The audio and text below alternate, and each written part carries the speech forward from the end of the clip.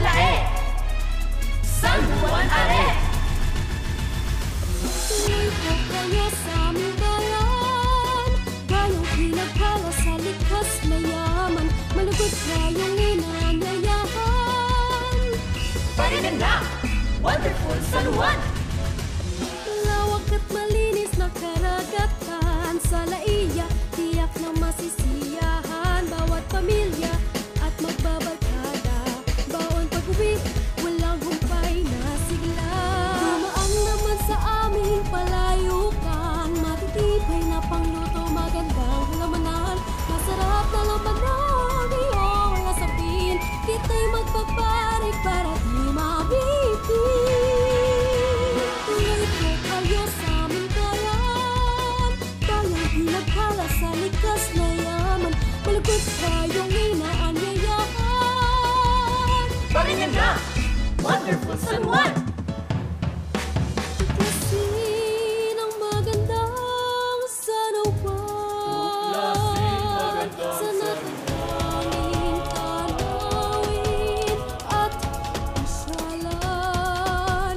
Buong puso namin kayong sasalubungin ng mga Sanjuanenong mapagmahal at masayahin.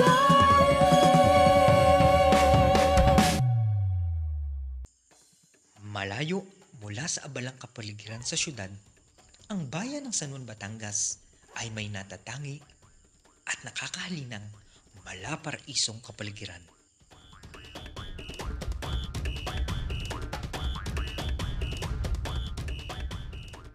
Bukod sa kakit-akit na malakristal na karagatan at mga lugar bakasyunan, ang bayan ng San Juan ay likas na mayaman at maunlad sa mga makasaysayang kwento at mga atraksyon. Ang bayan ng San Juan ay kilala sa tawag na Bulbok at naging San Juan ito hango sa patron na si San Juan de Nepomuceno, kung kaya't ang kasalukuyan na pangalan ng simbahan rito ay San Juan Nepomuceno Parish. Nakapaligid dito ang matatandang tahanan ng mga taong unang nanirahan dito. Ang bayan ng San Juan ay tanyag sa mayamang turismo, kasabay nito ang mayamang ekonomiya na nagmumula sa malawak na plantasyon ng mga niyog. Noong panahon ng mga Amerikano sa bansa, naging pangunahing kabuhayan ng mga mamamayan sa bayan ang alak na mula sa tuba o mas kilala sa tawag na lambanog. Ito ang nagpayabong ng kabuhayan ng mga mamamayan na mula sa mumunting tahanan tungo sa naglalakihang mga gusali o mansyon. Nasa kasulukuyan ay mga tinuturing na ancestral houses.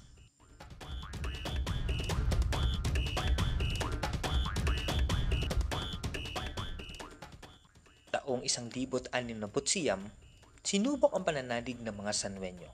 Palagi ang pagtaas ng tubig ang naging pagsubok ng mga mamamayan. Kung kaya't, ang dating simbahan sa pinagbayanan ay nilipat sa kasulukuyang lokasyon nito ngayon.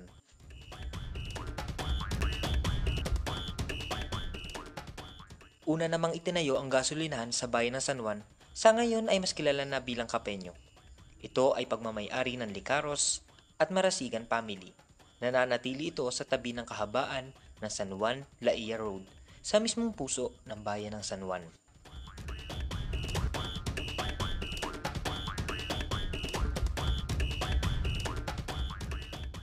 Isa na dito ang Casa Leon na nananatiling buo at kaakit-akit sa kulay rosas nitong pinta at ang figura ng leon sa entrada ng mansyon.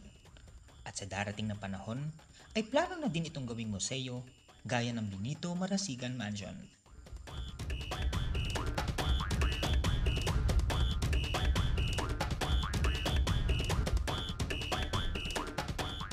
Lahat na yata ng hanap mo ay narito.